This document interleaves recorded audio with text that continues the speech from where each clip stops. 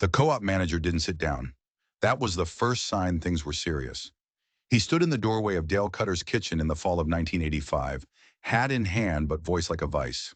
Dale, I'm telling you straight, grain prices aren't coming back this season, maybe not next season either. The storage situation at the elevator is critical. Every farmer in this county needs to move their corn now. You wait, you lose. You sell today, you at least get out clean. Dale poured 2 cups of coffee, set one on the table for a man who hadn't sat down to take it, and said, I appreciate you coming out, Ed. I'll think on it. Ed left. Dale didn't call him back. That conversation happened in kitchens all across the Corn Belt in 1985. Different names, same script. Sell now, move fast, don't wait.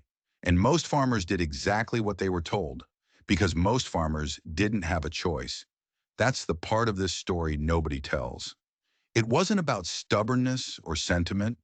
It wasn't about a man in love with an old building. It was about something far more valuable than lumber and nails. It was about who controlled the timing of the sale. And Dale Cutter, farming 480 acres of black dirt in central Iowa, had figured out that timing was the whole game. To understand what Dale was up against, you have to understand what the farm crisis actually was, because the popular version leaves out the most important part. Most people hear farm crisis and think drought, or bad harvests, or farmers who borrowed too much. Some of that is true, but the deeper mechanism was this. Grain prices collapsed at the same moment that interest rates peaked. Farmers who'd borrowed heavily in the 1970s land boom suddenly had loans at 15, 16, 17% interest against corn selling for $2 a bushel. Yields were fine. The problem was the math, and the math was brutal. But there was a second trap inside that trap, and it's the one Dale was thinking about. When prices fall across the board, every farmer in the county faces the same pressure at the same time.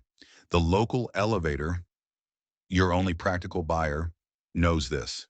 They know the grain is coming whether they raise their price or not, because farmers have nowhere else to put it. Commercial grain storage was expensive to build and slow to permit.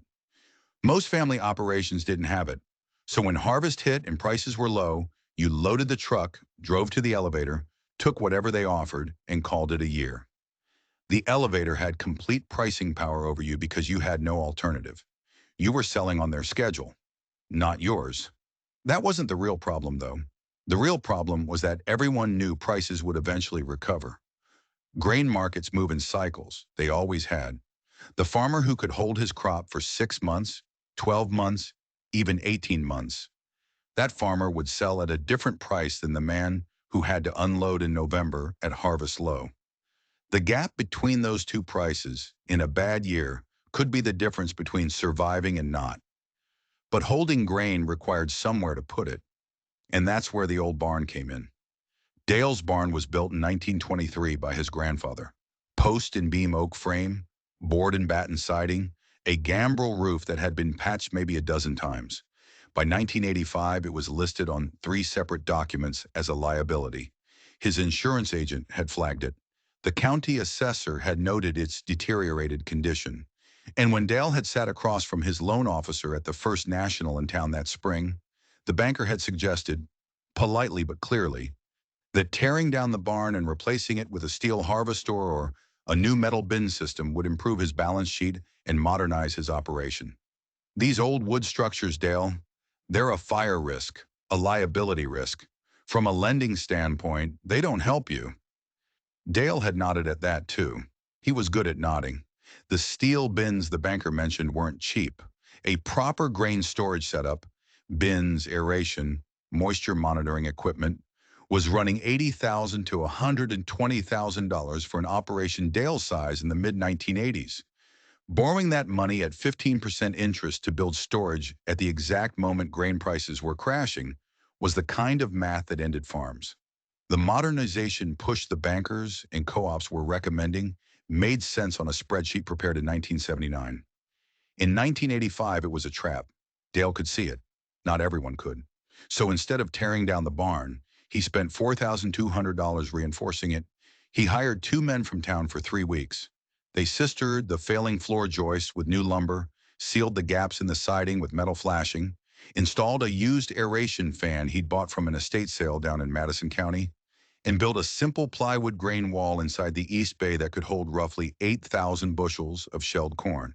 It wasn't pretty, it wasn't modern, it wasn't what anyone would have recommended, but when harvest came in October 1985, Dale had somewhere to put his grain that wasn't the county elevator. He filled the barn first before hauling a single bushel to town. The risk he was carrying wasn't nothing. Let's be clear about that. Storing grain in a wood structure with improvised aeration is not a risk-free proposition. Moisture was the enemy. Corn coming in at 15% moisture or higher would heat in storage, develop mold, lose test weight, and eventually spoil. And spoiled grain in 1985 was worth exactly nothing.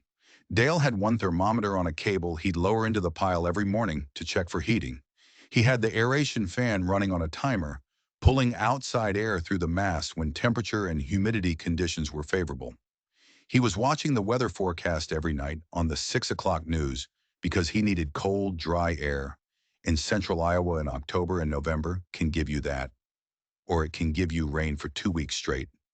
His neighbor to the north, a man named Gary Fuster, who'd been farming longer than Dale, drove by during the first week of storage setup and stopped his pickup at the end of the lane.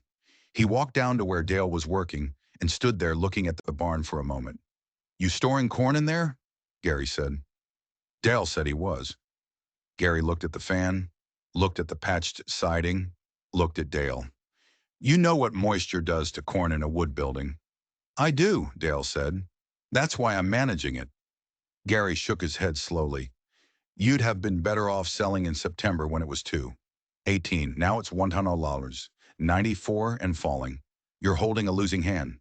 Dale didn't argue. Gary went home. The corn went in at 14, 2% moisture. Dale monitored it twice a day. November came and prices kept falling. By Thanksgiving, corn was at $1.81 per bushel at the local elevator. Farmers who'd held out hoping for a recovery were running out of time. Operating loans came due in the first quarter. Cash flow was the immediate problem, and cash flow required selling grain. And selling grain into a falling market locked in losses that some operations simply couldn't absorb. The elevator was backed up. Trucks were lined up 2 hours deep on the county road on a Tuesday morning in mid-November. Dale drove past that line on his way to get parts in town and kept both hands on the wheel. His banker called again in December. The conversation was friendlier than the co-op managers had been, but the message was similar. End-of-year loan review was coming. What was Dale's repayment plan? Dale explained he had 8,000 bushels in the barn and intended to sell in the spring when the market had stabilized. There was a pause on the line. "Dale, grain prices haven't stabilized in 2 years. What makes you think spring is better than now?" "Supply," Dale said. "Harvest pressure comes off in January. The selling wave exhausts itself. Historically, February and March show a bump." Another pause. "That's not guaranteed." "No," Dale said, "it isn't." The banker agreed to an extension, reluctantly, and with a note in Dale's file that made the next conversation harder. But he agreed. Then the barn almost beat him anyway. The second week of January 1986, a warm front moved through central Iowa. 3 days of temperatures in the mid-40s, which sounds harmless until you understand what warm air does to a cold grain mass. Condensation forms on the surface of the pile. Moisture levels spike locally. The top 2 feet of the corn began showing elevated temperatures on Dale's probe. 48 degrees when the rest of the mass was sitting at 32. He had a problem. He ran the aeration fan continuously for 72 hours, which meant his electricity bill that month was going to hurt. He also hand-moved approximately 300 bushels from the surface of the pile, spreading it on the barn floor and shoveling it back once temperatures equalized. 3 days of work in a cold building that smelled like fermentation and effort. When it was over, the pile had stabilized. He had not lost a single bushel to spoilage, but the margin between success and failure in that week had been thin enough to see through. Gary Fuster came by again in late January. He'd sold everything in November at $1.83 and was already into planning mode for spring. He seemed genuinely curious about what Dale was doing in the barn every morning. Dale explained the temperature spike and how he'd managed it. Gary listened, nodded, and didn't say anything for a minute. Then, I've got about 4,000 bushels of beans I haven't moved yet. I can't put them in my machine shed. Moisture's too high in there. You got room? Dale looked at him for a moment. What are you offering? Gary named a figure for monthly storage rental. Dale thought about it, named a higher one, and Gary paid it. The man who'd called Dale's plan a losing hand was now renting space in the structure he'd dismissed. That wasn't vindication, it was revenue. $60 a month toward the January electricity bill. February 1986 brought the price bump Dale had been counting on. Corn moved from $1.79 to $2.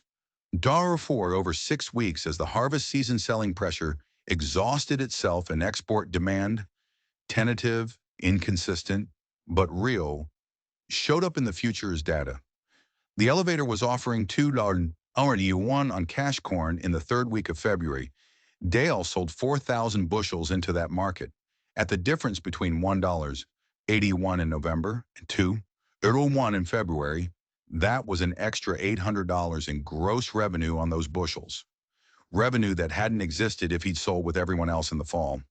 After storage costs and the electricity to run the fan, he'd netted roughly $600 extra on that portion of his crop.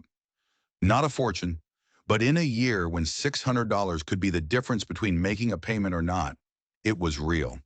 He held the remaining 4,000 bushels because there was a second thing Dale was watching that winter, and it wasn't the cash price. It was the forward contracts being offered for fall 1986 delivery. The USDA was projecting tightening corn stocks.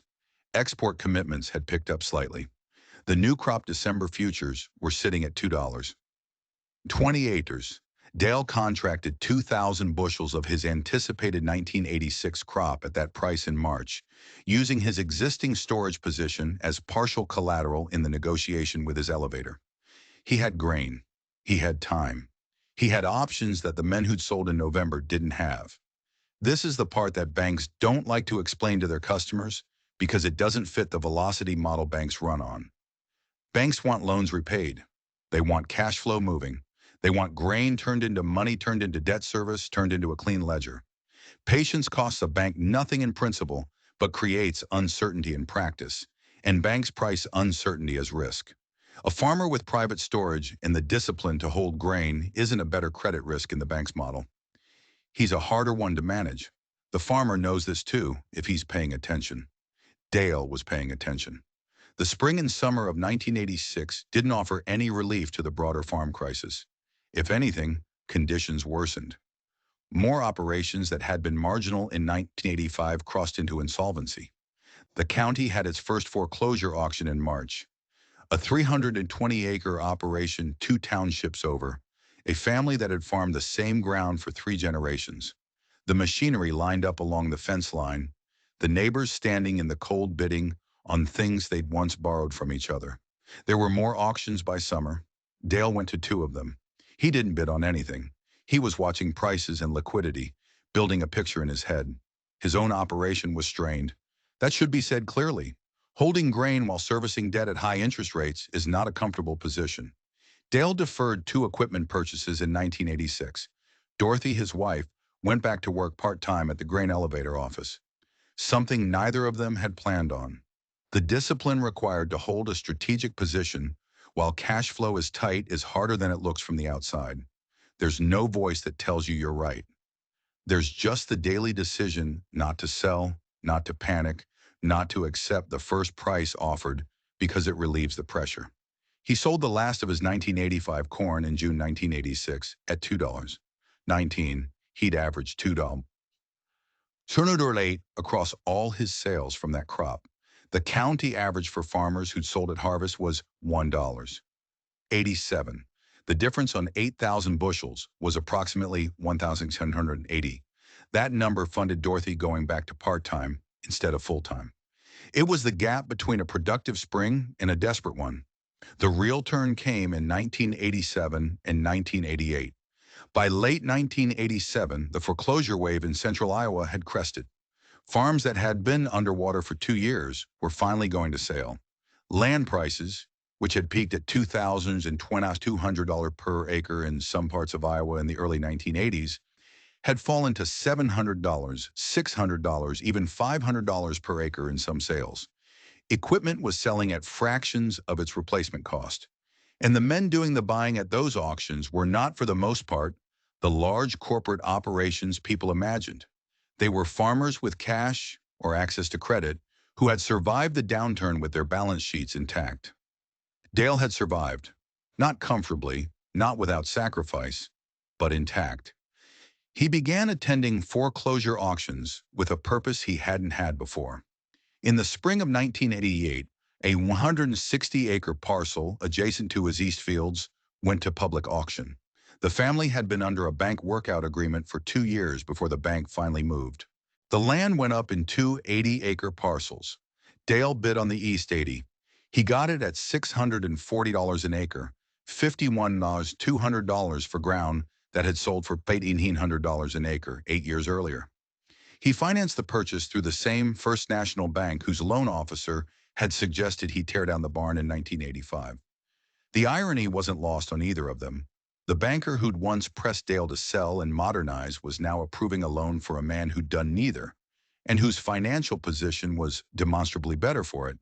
At the closing, the banker mentioned the old barn. "You still got that wood structure? We're going to need to flag it on the appraisal." Dale said it was still standing, still operational. The banker shook his head slightly, made a note. Dale signed the papers. Gary Fuster came over for coffee the week after the sale closed. He'd sold his own operation in 1987 to avoid foreclosure. 400 acres that his family had farmed since the Eisenhower administration, gone at distressed prices. He wasn't bitter about it, or if he was, he kept it to himself. He sat at Dale's kitchen table and looked at the paperwork from the land purchase and said simply, "You played it right." Dale poured coffee and didn't say much, because there wasn't a lot to say. It hadn't been magic. It hadn't been luck. It had been one decision, where to store grain, and then a sequence of smaller decisions, each one following logically from the one before. The barn had bought Dale time. Time to sell on his schedule instead of the elevators.